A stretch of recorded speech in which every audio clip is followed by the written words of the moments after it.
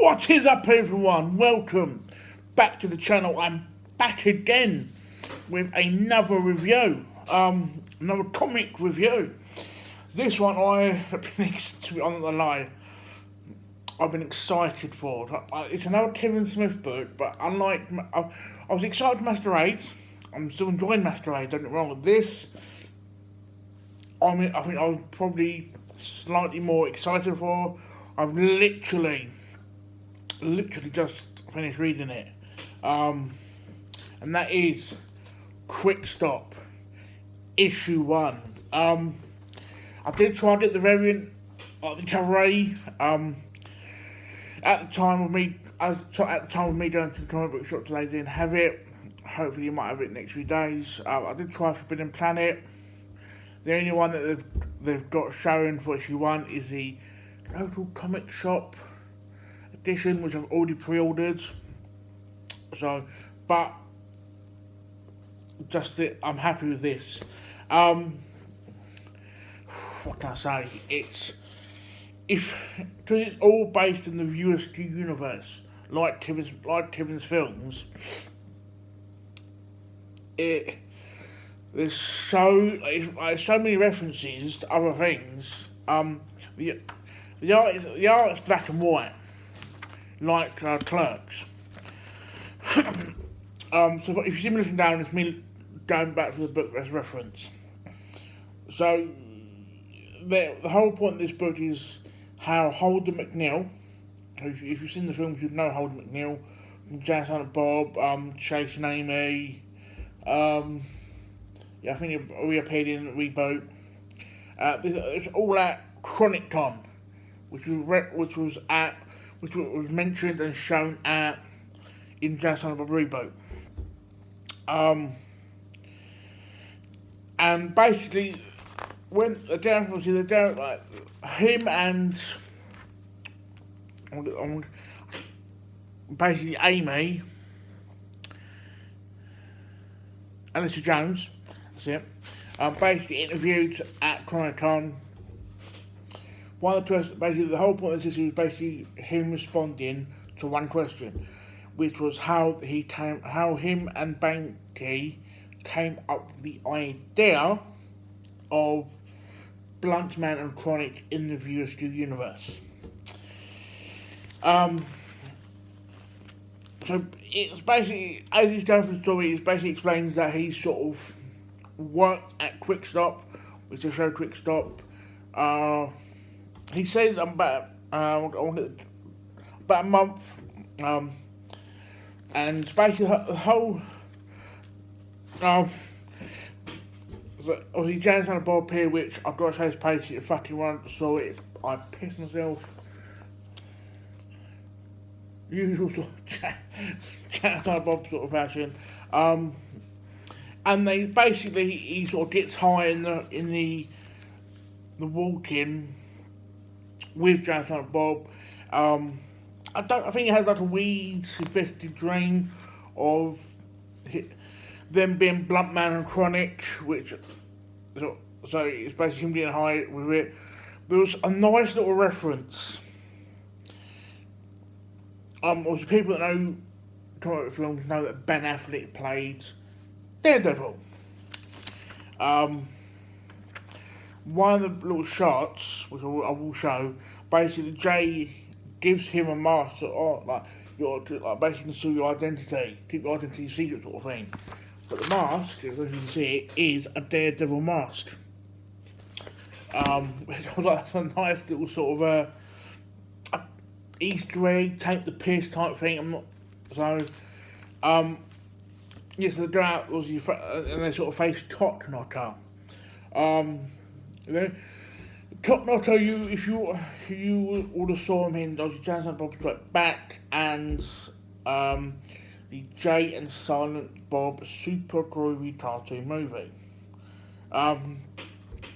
Few of the lines that he sort of did reuse from other films, like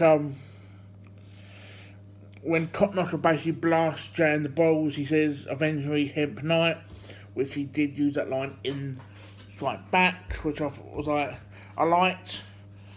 But then obviously Silent Bob basically fucks over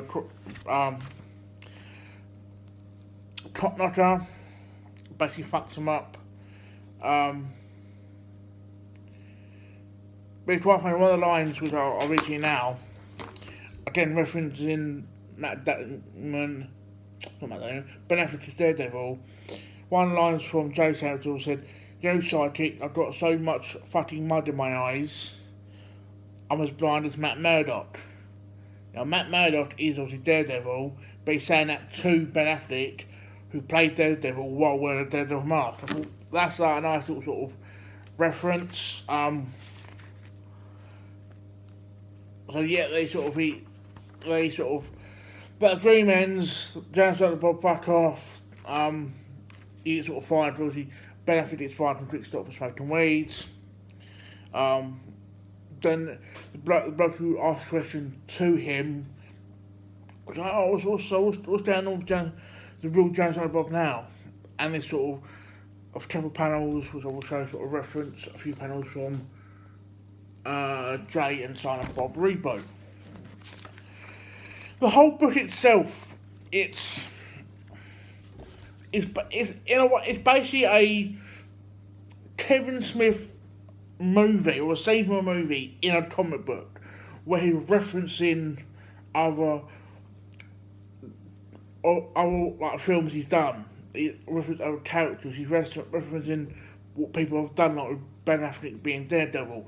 He's referencing these things. If you like the Kevin Smith View Askew universe, especially how like as it references each other, this is a highly recommended read. I've got, like I said, the book itself is on my subscription anyway, in my local comic book shop. That's a fucking given. But at the same time, I did order the local comic book shop edition from Forbidden Planet. But even front cover, I've recently bought a long box, put all my comic books in. I'm probably thinking of putting all my Kevin Smith books in there, so I know they're protected. But that cover's gonna look very nice next to my Bloodman comic books I've got. Yeah, it's very, for me personally, it is a very highly recommended read. Even when the first few pounds on that credit on, they show like the funky parts, videos. If like I said, if you love the Furious universe, it's such a highly recommended read. I do recommend it. Yeah. So yeah, I recommend it. So, but like I said, I think like 3 more issues of that afterwards. With Masquerade, I think 2 more issues. So it's a nice concealed story. But yeah, so far with what I've read from, even though Dark Horse is the one publishing them, it's from the Secret Stash Press. Me personally, what they've put out so far, I do highly recommend with this Masquerade or this. If you're like myself, who sort of devotes himself to the Church of Kevin Smith, will buy both. It's again highly recommended. So yeah, keep an eye on the channel. I will do the reviews for the other books. It's just when they come out. Yeah. But I hope you enjoyed this video, guys. Please like the video. Please comment down below what you think. If you are interested in the book, will you get the book from this recommendation? Let me know. And yeah, hope to speak to you guys soon. And ciao for now.